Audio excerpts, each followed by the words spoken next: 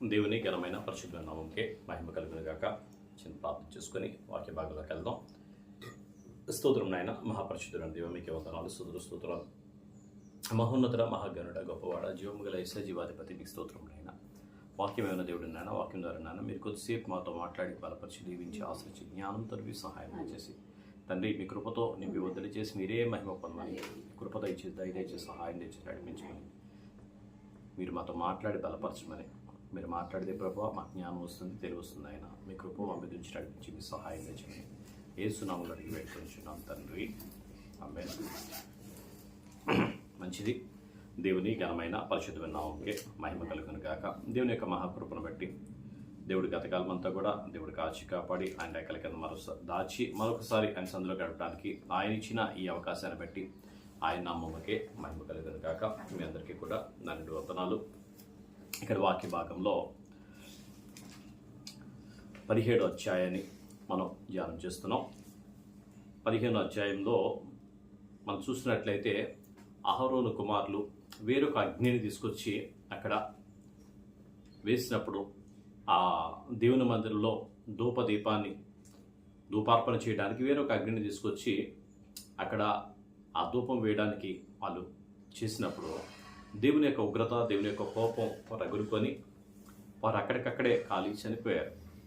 అంటే దేవునికి వేరొక, అంటే దేవుడిచ్చిన నిబంధన కాకుండా, దేవునికి సంబంధించింది కాకుండా వేరొకటి ఆయనకి ఏమాత్రం కూడా అంగీకరించదగినది కాదు అని చెప్పి ఆయన అక్కడ తెలియజేస్తున్నాడు. 16వ అధ్యాయంలో చూస్తే దాని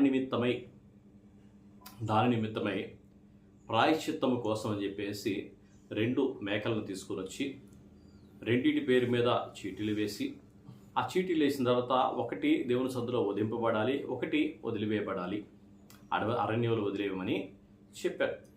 అంటే దేవుడు క్షమించే దేవుడు, అలాగే ఆయన కృప చూపించే దేవుడు. ఆయన కృపను బట్టి దాన్ని వదిలిపెట్టాడు, ఆయన కోపాన్ని బట్టి క్షమించాడు. ఆ క్షమాపణలో ఆ యొక్క బలి వధించబడింది, ఆయన కృపలో దాన్ని విడిచిపెట్టడం జరిగింది. ఆ విడిచిపెట్టిన దాన్ని బట్టి ఇక్కడ 17వ అధ్యాయంలో మనం చూస్తున్నాం కదా, దేవుడు కృపామయుడు, దేవుడు కనికరపూరుడు, అలాగే రోషం కలిగిన దేవుడు.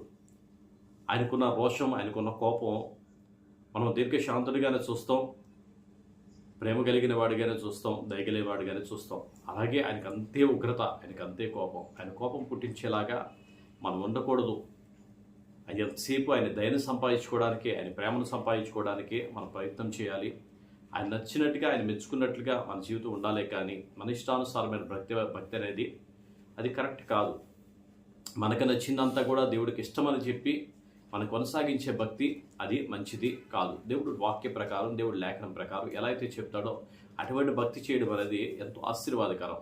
అయితే ఇక్కడ ఇశ్రాయేల్ ప్రజలకి దేవుడు మాట్లాడుతూ దేవుడు ఒక విషయాన్ని అక్కడ తెలియజేస్తూ చెప్తున్నాడు. చూడండి, ఇప్పుడు 17వ అధ్యాయంలో 1వ వచనం, మరియు యెహోవా మోషేకు ఇలాగూ సెలవిచ్చెను, నీవు అహరోనుతోనూ అతని కుమారులతోనూ ఇశ్రాయేలు అందరితోనూ ఇలాగూ చెప్పుము, ఇది యెహోవా ఆజ్ఞాపించిన మాట. ఇశ్రాయేలు కుటుంబములలో యెహోవా మందిరం ఎదుట యెహోవాకు అర్పణం అర్పించుటకు పూనుకొనువాడు, అది ఎద్దే గాని, గొర్రెయే గాని, మేకయే గాని, ప్రత్యక్షపు గుడారము యొక్క ద్వారమునొద్దకు దాన్ని ముందు తేక పాలెములో వధించినను, పాలెమునకు వెలుపల వధించినను, అది మనుషుడు తన ప్రజల్లో నుండి కొట్టివేయబడును. వాడు రక్తమును ఒలికించిన వాడు. ఇశ్రాయేలు బయట వధించుచున్న బలి పశువులను ఇక బయట వధింపక యెహోవా పేరట యాజకుని యొద్దకు ప్రత్యక్ష గుడారం యొక్క ద్వారమునకే తీసుకొని వచ్చి సమాధాన బలిగా అర్పించున్నట్లు ఆ మనుష్యుడు జనుల నుండి కొట్టివేయబడవలెను. హల్లెలూయా. ఇక్కడ దేవుడు ఆజ్ఞాపిస్తూ ఉన్నాడు. ఏమని ఆజ్ఞాపిస్తున్నాడంటే ఇక్కడ మనం చూసినట్లయితే ఎవరైనా దేవునికి బలి అర్పించాలి అని అనుకుంటే వాడు ఎక్కడో బయట అర్పించేసి, అంటే బలి పశువును వదిలించేది బయటే వధిస్తారు, పాలెంలోపై దాన్ని వధిస్తారు.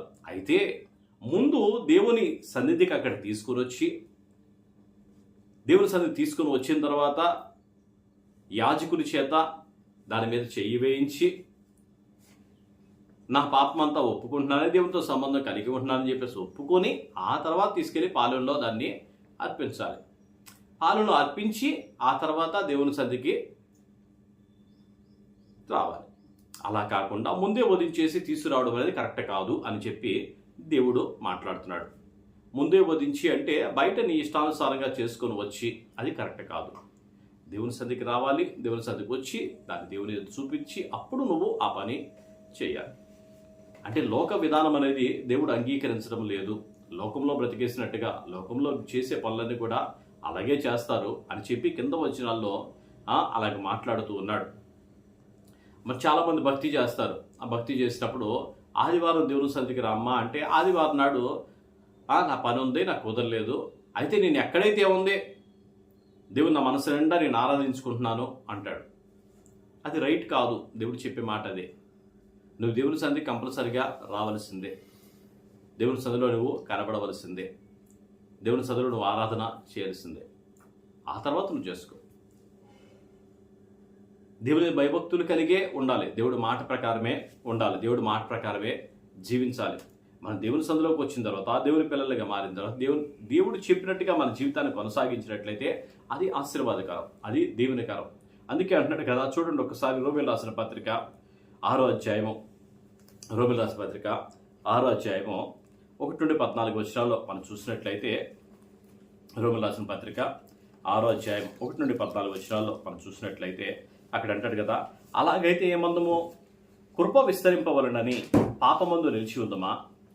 అట్లా రాదు.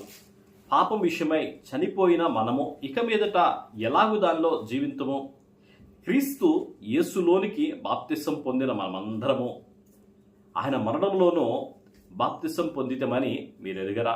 కాబట్టి తండ్రి మహిమ వలన క్రీస్తు మృతుల్లో నుండి ఎలాగూ లేపబడినో అలాగే మనమును నూతన జీవం పొందిన వారమై నడుచుకున్నట్లు మనం బాప్తిసం వల్ల మరణములో పాలు పొందుటకై ఆయనతో కూడా పాతి పెట్టబడితిమి. మరియు ఆయన మరణం యొక్క సాదృశ్యమందు ఆయనతో ఐక్యము గలవారమైన ఎడల ఆయన పునరుద్ధానం యొక్క సాదృశ్యమందును ఆయనతో ఐక్యము గలవారమై ఉందము. ఏమనగా మనమికును పాపములకు దాసులము కాకుండానట్లు పాప శరీరము నిరర్థక బగునట్లు మన ప్రాచీన స్వభావము ఆయనతో కూడా సిలువ వేయబడిందని ఎరుగుదము. చనిపోయిన వాడు పాప విముక్తుడని తీర్పు పొంది ఉన్నాడు. మనము క్రీస్తుతో కూడా చనిపోయిన ఎడల మృతుల్లోండి లేచిన క్రీస్తు ఇకను చనిపోడని, మరణమునకు ఇకను ఆయన మీద ప్రభుత్వం లేదని ఎరిగి ఆయనతో కూడా జీవించుదమని నమ్ముచున్నాము. హల్లెలూయా. ఇక మన మీద ఎప్పుడు కూడా అంటే లోక ప్రభావం ఎక్కడ కూడా ఉండడానికి వీల్లేదు. మనం సంపూర్ణంగా దేవునికి సమర్పించుకున్న వారుగానే ఉండాలి. క్రీస్తు మన కోసం ప్రాణం పెట్టాడు. ఇక్కడ బలి అర్పించడానికి పశువుని తీసుకొని వస్తుంది. దేనికోసం? ఎందుకు తీసుకొచ్చేది? అది దేవుని సన్నిధికి ఎందుకు తీసుకురామంటున్నాడు? అక్కడ తీసుకురామని చెప్పింది దేనికోసం అంటే మీ పాపం నిమిత్తం ప్రాయశ్చిత్తం అక్కడ జరగాలి. పాపం నిమిత్తం ప్రాయశ్చిత్తం జరిగితే ఇప్పుడైతే పశువులు వధించాల్సిన అవసరం అయితే మనకి లేదు. మన నిమిత్తం క్రీస్తే మరణించాడు. అప్పుడైతే వాళ్ళ పశువులు తీసుకుని వెళ్ళాడు. ఇప్పుడైతే మనకి ప్రభువే ఆయన మన పాపం నిమిత్తం ఆయన బలిగా అర్పించబడ్డాడు. ఆయన మరణించాడు, మరలా తిరిగి లేచాడు, ఆరోహణమై వెళ్ళాడు. మనం కూడా పాపము నిమిత్తం చనిపోవలసిన మనం క్రీస్తులో కూడా ఏకమై ఉంటే క్రీస్తు మన కోసం చనిపోయాడు. అలాగే మనం కూడా చనిపోయిన స్థితిలోకి వెళ్ళి క్రీస్తుతో కాడు లేపబడి మరలా ఎక్కడ ఉండాలి? లోకంలోనా? కాదు కదా. అంటే లోక ఆచారాలా? కాదు కదా. లోక విధానాలా? కాదు కదా. ప్రభువుతో వాక్యానుసారమైన భక్తి అనేది ఉండాలి. అందుకే మన ప్రభు మాట్లాడుతూ చెప్తున్నాడు కదా, మీరు పైనున్న వాటినే వెతకండి, భూలోక సంబంధ వాటి మీద మనస్సు పెట్టుకోవద్దు. క్రీస్తు కూడా లేపబడిన వారైతే పైనున్న వాటి అందే మీ మనసు నిలపండి అని చెప్పి ప్రభు హెచ్చరికగానే ఆయన ఆజ్ఞాపిస్తూ దాన్ని చెప్తున్నాడు. ఆ విధంగానే భక్తి అనేది సాగించాలి తప్ప ఏదో విధంగా సాగిస్తామంటే కుదరదు. దానికి ముందు తర్వాత అంటున్నాడు, చూడండి మాట ఒకసారి లేవికాండంలో 6వ వచనం, యెహోవాకు ఇంపైన సువాసన కలుగునట్లు యాజకుడు ప్రత్యక్ష గుడారం యొక్క ద్వారం నదుకు యెహోవా బలిపీఠం మీద వాటి రక్తమును ప్రోక్షించి వాటి కొవ్వును దహింపవలను. 7వ వచనంలో, వారు వ్యభిచారులే అనుసరించు వచ్చిన దయ్యముల పేరట వధించినట్లు ఇక మీదట తమ బలి పశువులను వధింపరాదు. ఇది వారి తరతరములకు వారికి నిత్యమైన కట్టడ. ఇంతకుముందు చేసినట్టుగా ఇప్పుడు చేయడానికి వీలు లేదు. ఇప్పుడు దేవుని సందుకు వచ్చేది పాప పరిహారం కోసమే తప్ప దేవుని కోసం కాదు, ఆశీర్వాదాల కోసం కాదు. అంతకుముందు అలా ఉన్నారు, ఏదైనా చేస్తే ఏదైనా మొక్కుంటే ఏదో జరిగిద్దిలే అని చెప్పేసి నువ్వు ఎంతమంది చేసావు, కానీ ఇప్పుడు చేయడానికి అలాగా లేదు. ఇప్పుడు పాప పరిహారం నిమిత్తమే నీ పాపమంతా పోవాలి, పరిశుద్ధుడిగా జీవించాలి, దేవుని యందు యథార్థంగా నీతిపరుడిగా నువ్వు జీవించవలసిన అవసరం ఎంతైనా ఉంది. క్రీస్తు నీ కోసం మరణించాడు, మళ్ళా మరణించడానికి ఎవరు కూడా నీకు లేరు. అది నమ్మితే, నువ్వు విశ్వసిస్తే, నీ పాపమంతా కూడా ఆయన మీద వేస్తే నువ్వు పరిశుద్ధుడిగా జీవించాల్సిందే. క్రీస్తు ఆరోహమే ఆయన లోకానికి ఎలాగైతే వెళ్ళాడో మళ్ళీ కూడా తీసుకుని వెళ్ళడానికి త్వరలో రానై ఉన్నాడు. వస్తానన్న దేవుడు రాకమానడు. ఆయన చెప్పిన మాట ప్రతి మాట కూడా నెరవేరుతూనే ఉంది. నెరవేరిన మాట ప్రకారం సమస్తము కూడా జరుగుతూనే ఉంది. ఆ మాట ప్రకారమే దేవుడు వస్తాడు, తీసుకొని వెళ్తాడు. నీ పరిశుద్ధత కాపాడుకున్నట్లయితే ప్రభుతో కూడా నువ్వు సదాకాలం ఉండగలుగుతావు.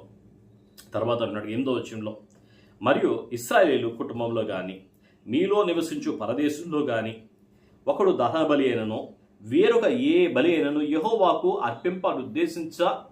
ఉద్దేశం గలవాడై ప్రత్యక్ష గుడారం యొక్క ద్వారం నదుకు తీసుకొని రాని ఎడల ఆ మనుషుడు జనుల్లోండి కొట్టివేయబడవలెను. దేవుని మందిరంలో కాకుండా అనిష్టానుసారంగా చేయడానికి లేదు దేవుడు చెప్తున్న మాట. మరియు ఇశ్రాయేలు కుటుంబంలోనేమి మీలో నివసించు పరదేశంలోనేమి ఒకడు దేని రక్తమును తిననో రక్తము తినువానికి నేను విముఖుడనై జనములో నుండి వాణ్ణి కొట్టివేదును. రక్తము దేహమునకు ప్రాణం. మీ నిమిత్తం ప్రాయశ్చిత్తము చేయనట్లు బలిపీఠం మీద పోయిటకై దానిని మీకు ఇచ్చి తిని రక్తము దానిలో ఉన్న ప్రాణమును బట్టి ప్రాయశ్చిత్తము చేయను. రక్తము దానిలో ఉన్న ప్రాణాన్ని బట్టి మీ ప్రాణానికి ప్రాయశ్చిత్తం అనేది అక్కడ కలుగుతూ ఉంది. కాబట్టి మీలో ఎవడునో రక్తము తినకూడదు. మీలో నివసించు ఏ పరదేశియో రక్తము తినకూడదని నేను ఇశ్రాయేలులకు ఆజ్ఞాపించి తిని. రక్తంలో ప్రాణం ఉంది. ఆ ప్రాణం దేవునిది. ఆ ప్రాణం అంటే ఆ రక్తములో మనం బాడీలో ఆ రక్తం ఉంటేనే, ఆ ప్రాణం ఉంటేనే మనం పాపం చేస్తాం.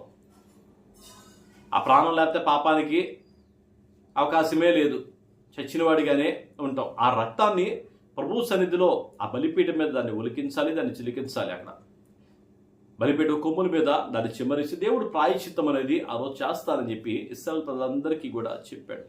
ఈరోజైతే ప్రభు మనందరి నిమిత్తం ఆయన ఒకేసారిగా బలయ్యాడు. సర్వమానవాళి కోసం, భూమి పుట్టిన దగ్గర నుండి ఉన్న ప్రతి మనుషుని కోసం, తర్వాత అందమయ్యే రోజు కోసం కూడా ప్రభువే అందరి నిమిత్తం ప్రాయశ్చిత్తానిగా ఆయన వచ్చాడు.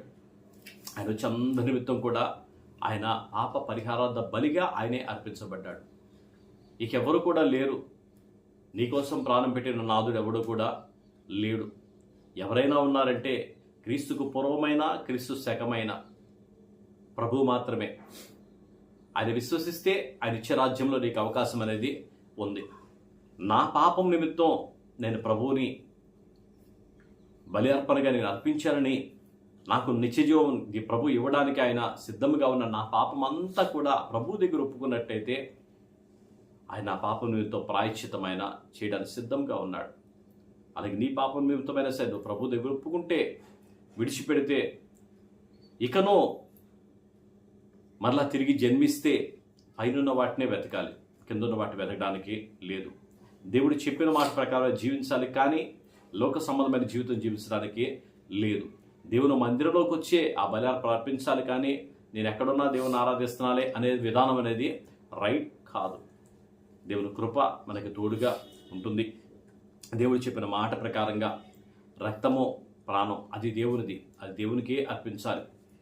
అలాగే ఇంకో మాట కూడా చూడండి, ఇంకో 2 వచనాలు ఉన్నాయి. మరియు ఇశ్రాయేల్లో గాని మీలో నివసించు పరదేశే గాని ఒకడు తినదగిన మృగమునైనను పక్షినైనను వేటాడి పట్టిన యెడల వాడు దాన్ని రక్తమును ఒలికించి మంటితో కప్పవలను. ఎలయనగా అది సమస్త దేహములకు ప్రాణాధారం, దాని రక్తము దాని ప్రాణమునికి ఆధారం. కాబట్టి మీరు ఏ దేహ రక్తమును తినకూడదు. వాటి రక్తము సర్వదేహములకు ప్రాణాధారం. మరియు తిను ప్రతివాడు మరణశిక్ష నుందునని నేను ఇశ్రాయేలుకు ఆజ్ఞాపించి తిని. మరియు కలియబరమునైనను చీల్చబడిన దానినైనను తినువాడు ప్రతివాడు దేశమందు పుట్టినవాడేమి పరదేశీ ఏమి వాడు తన బట్టలను ఉతుక్కొని నీళ్లతో దేహమును కడుక్కొని సాయంకాలం వరకు అపవిత్రుడగును, తరువాత పవిత్రుడగును. అయితే వాడు వాటిని ఉదుకు కొనకయు తన దేహమును కడుక్కొనకయు ఉండిన యెడల వాడు తన దోష శిక్షను భరించును. హల్లెలూయా. తినదగిన ఏ పక్షి అయినా సరే, వేటాడి తెచ్చినా ఏ మృగమైనా సరే, దాన్ని ఏం చేయాలంట? దాన్ని చంపిన తర్వాత రక్తాన్ని ముందు నేలలో ఒలికించి దాన్ని మట్టితో కప్పేయాలి. ఆ దేవునిది, అది మనుషులది కాదు. అందుకే ఏ మనుషులైనా సరే, ఏ ప్రజలైనా సరే, అది పరదేశీ అయినా ఇశ్రాయేల్ అయినా సరే, దేవుడు చెప్తున్నాడు ఆ రక్తాన్ని తినకూడదు, ఆ రక్తాన్ని తాగకూడదు. రక్తము దేవునిది, అది దేవునికే ఇవ్వాలి. అది ఏదైనా సరే, ప్రాణం, అది ప్రాణం దేవునిది, దేవునికి ఇవ్వాలని చెప్పి ప్రభు చెప్తూ ఉండగా ఆ మాట ప్రకారం మనందరం కూడా జీవించుతామో గాక. దేవుని కృప మనకి తోడుగా ఉండును గాక. చిన్న ప్రార్థన చేసుకుందాం. స్తోత్రం నాయన, మహాపరిశుద్ధుడైన దేవా, మీకే వందనాలు, స్తోత్రాలు. మహోన్నత మహాగరుడ గొప్పవాడ జీవం గల యేసయ్య దేవాది స్తోత్రాలు చేస్తాం. మీరే మహిమ పొందండి ప్రభా. కృపా సత్సంపూర్ణ మీకు వందనాలు చేస్తాం. మీరు మహిమ పొందండి ప్రభా. అయ్యా నా తండ్రి, ఉదయకాల సమయంలో నాయన మీరు మాట్లాడే ప్రతి మాటను బట్టి మీకు స్తోత్రం నాయన. అయా ప్రాయశ్చిత్తునైనా జరిగించే దేవుడు నీవే, అయ్యా కృప చూపే దేవుడు నీవే తండ్రి. మీకు స్తోత్రం నాయన. నీ కృపను బట్టి నాయన ప్రభా, అయా తండ్రి మీకు స్తోత్రం నాయన. మా పాపానికి ప్రాయశ్చిత్తం నిమిత్తం మీ సన్నిధికి మాత్రమే రావాలని మీరు సెలవిచ్చుండగా ప్రభా, అయా లోకంలో జరిగించినట్టుగా జరిగించొద్దు అని ప్రభా హెచ్చరిక ఆజ్ఞాపిస్తుండగా తండ్రి నాన్న, మీకు లోబడే మనసు మాకు దయచేయండి. మీ కృప మాకు తోడుగా ఉంచండి. మీ సహాయం మాకు దయచేయండి. మీ సన్నిధి మాకు తోడుగా ఉంచి నడిపించి మీరే మహిమ పొందమని వాక్యం వినుచున్న చూసిన ప్రతి బిడ్డను కూడా దీవించి ఆశించి జ్ఞానముతో మీ సహాయం తెచ్చేవని కృపతో బదులు చేసి మీరే మహిమ పొందమని యేసు నామములో అడిగి వేడుకొనుచున్నాము తండ్రి. ఆమేన్.